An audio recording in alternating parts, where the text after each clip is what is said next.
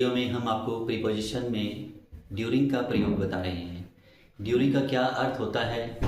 During का अर्थ होता है के दौरान, यानी समय का जो फैलाव है पूरे समय के लिए ही ड्यूरिंग का प्रयोग हम करते हैं, ठीक है ना।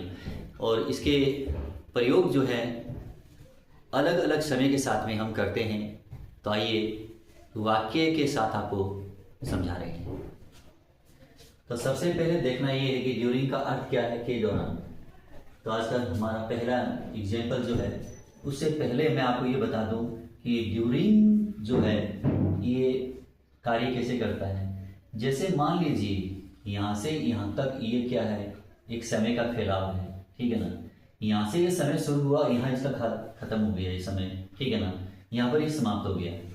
अब क्या है कि ये यहाँ से लेके यहाँ तक पूरा जो समय है इसी को ड्यूरिंग कहते हैं। कार्य जो है पूरे समय में कभी भी पूरा हो सकता है। यहाँ भी पूरा हो सकता है, यहाँ भी पूरा हो सकता है, यहाँ भी पूरा हो सकता है। जैसे मान लीजिए अगर कहना पड़े कि कार्य समय के प्रारंभिक चरण में पूरा होगा तो हम यहाँ विदिन का प्रयोग करते हैं। अगर मान लीजिए कहना पड़े कि कार्य अंतिम चरण में, समय के अंतिम चरण में पूरा होगा तो हम इन का प्रयोग करते हैं, इन लगाते हैं। और कार्य कभी भी पूरा हो सकता है पूरे समय के दौरान, तो हम ड्यूरिंग का प्रयोग करते हैं, ठीक है ना।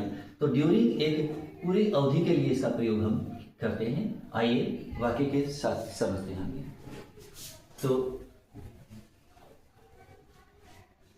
जैसे अगर कहना पड़े कि वे शीतकालीन अवकाश के दौरान घूमने के लिए गए, वे शीतकालीन अवकाश के दौरान घूमने के लिए गए, तो इसको कैसे लिखा जाएगा?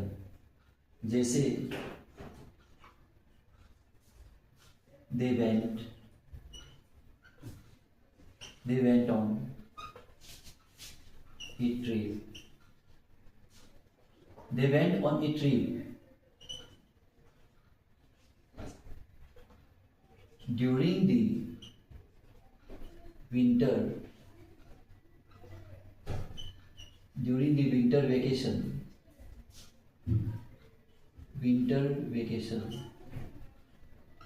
शीतकालीन अवकाश के दौरान they went on a trip during the winter vacation. वे शीतकालीन अवकाश के दौरान घूमने के लिए जाएंगे। They went on a trip during the winter vacation. तो ये हो गया यहाँ ड्यूरिंग का प्रयोग। तो ड्यूरिंग का मतलब है, अब विंटर वेकेशन जो है मान लीजिए जितने भी दिन का होता है, यानी कि प्रारंभिक दिन से अंतिम दिन के बीच में ये जो फैलाव है इसके दौरान क्या कार्य किया जाएगा? घूमने का काम किया जाएगा।